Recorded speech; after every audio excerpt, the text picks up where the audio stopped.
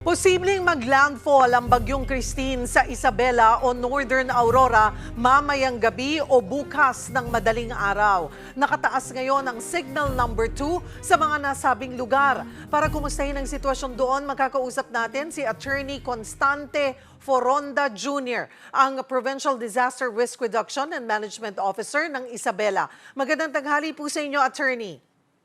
Magandang tanghali din po sa inyo, Cheryl, at sa inyong mga taga-subaybay. Attorney, kamusta po ang panahon sa inyong lugar? Nakakaranas pa rin ho ba kayo ng malakas na hangin at pag-ulan dyan sa Isabela? Nandito po ako ngayon sa Kapitolyo, dito po sa Emergency Operations Center. Mahina lang po yung hangin, wala pong ambon. Pero kuminsan uulan, kuminsan titigil. Yung hangin kuminsan pabugso-bugso, mamaya calm ulit. Pero kay Isabela po kasi napakalawak. We are 13,000 square kilometers big. So, hindi po nagkakapare-pareho ang weather situation ng bawat bayan. Ano po ang paghahanda ang ginawa ng Isabela PDRRMO sa posibleng nga pong pag-landfall dyan ng bagyong Christine? Ako po, naka-set na po lahat. 100% ng aming resources na available naka-ready na. Kahapon, nagkaroon po ng meeting, emergency meeting, ang PDRRM Council ng Isabela at inumpisa namin sa isang risk assessment. Tapos noon, nagkaroon po ng tasking yung mga different member agencies gaya po ng BFP, PNP, Army, di ba pa mga tutulong po sa mga missions pang-responde po dito kay Bagyong Christine. Ano po Ready bang... na rin po ready na rin po yung mga relief goods. 3 levels po kasi. Ang unang re-responde, yun pong local DRRM offices at yung LGU. Pag kinapos po sila, papasok po ang probinsya. Pag kinapos ang probinsya, papasok po ang DSWD. Ganun po. 3 levels po yung pag-respond. Attorney, Tapos yung Go ahead po. I'm sorry. I'm sorry. Yung pong evacuation centers, 100% naka-ready na po to receive evacuees kung kailangan po sila mag-evacuate. Although may mga lugar na pong nagkaroon ng preemptive evacuation.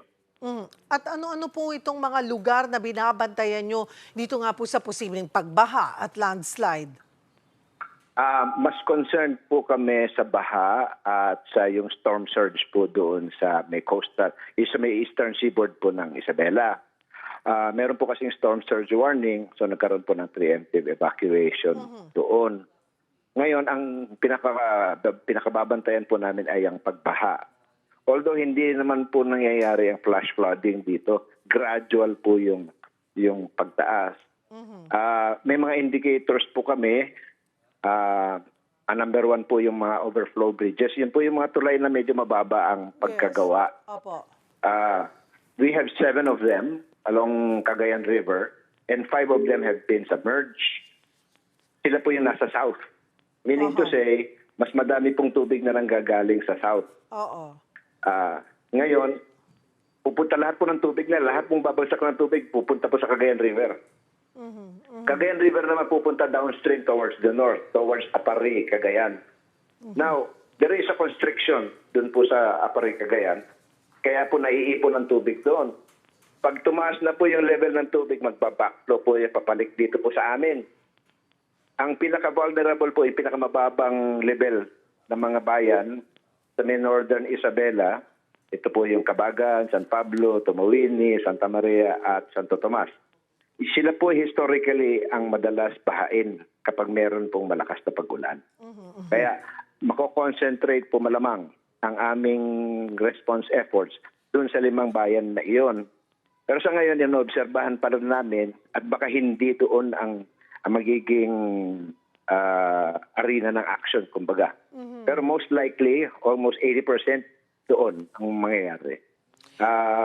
Gaya ng sinabi ko, ang unang magre-responde ay yung mga LGUs.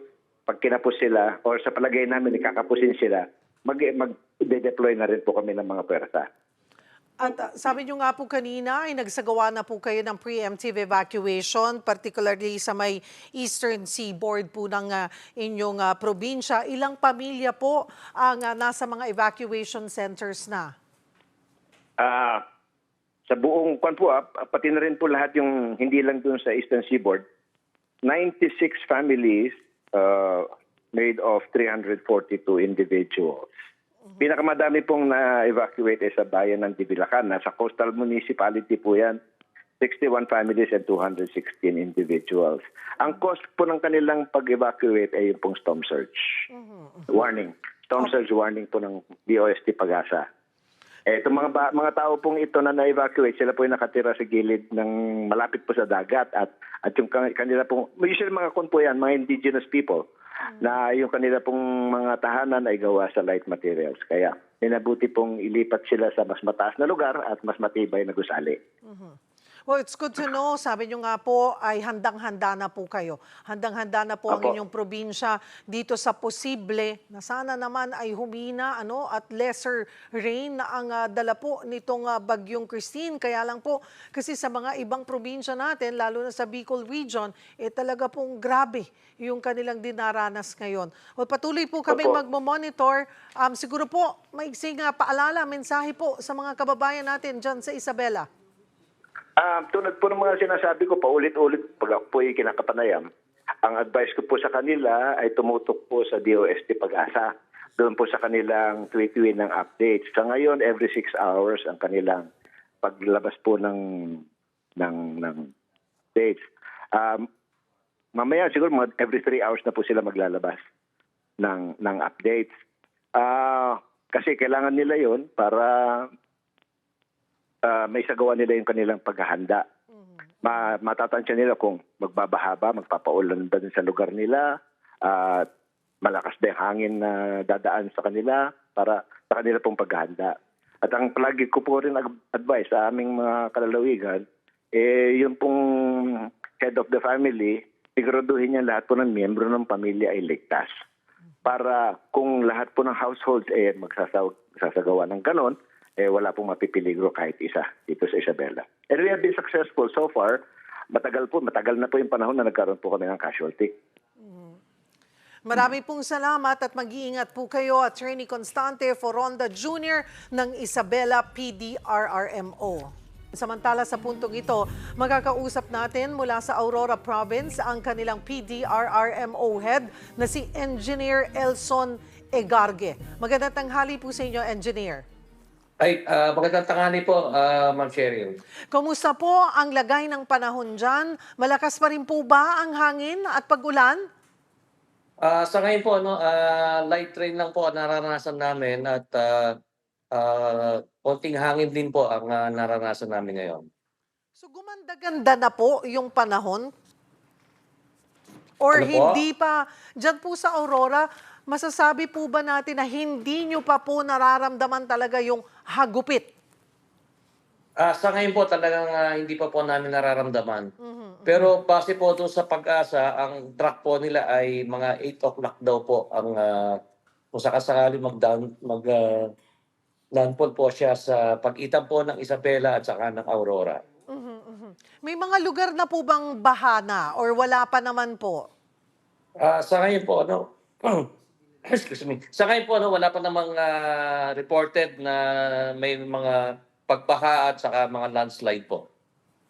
Sinabi po ng Pag-asa na posibleng ang maglandfall sa Isabela o Northern Aurora po yung bagyo. Ano na Yes po po. ang ginawang paghahanda dyan po sa inyong Actually probinsya? po, ang Aurora po ay nakapaghanda na po sila. Kami po, preposition na po kami ng mga pagkain at saka yung ating mga, kung sakasakali po magkaroon po ng landslide ay yung heavy equipment po namin ay naka-preposition na po sa pamamagitan po ng DPWH at saka ng Provincial Engineering Office po. May mga kinailangan na po bang mag-evacuate ng mga pamilya sa kanilang mga tahanan? Yes po, mayroon na pong ilan kaming evacuees sa bayan po ng Kasiguran at saka sa bayan po ng Dingalan. Okay na rin po ba yung mga naka-standby na rescuers, maging yung mga naka-preposition na po, I'm sure, yung mga relief goods?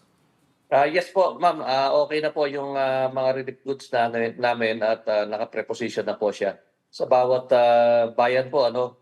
Ang mangyayari po kasi bawat bayan tapos support lang po ang province kung kukulangin at saka po ang DSWD.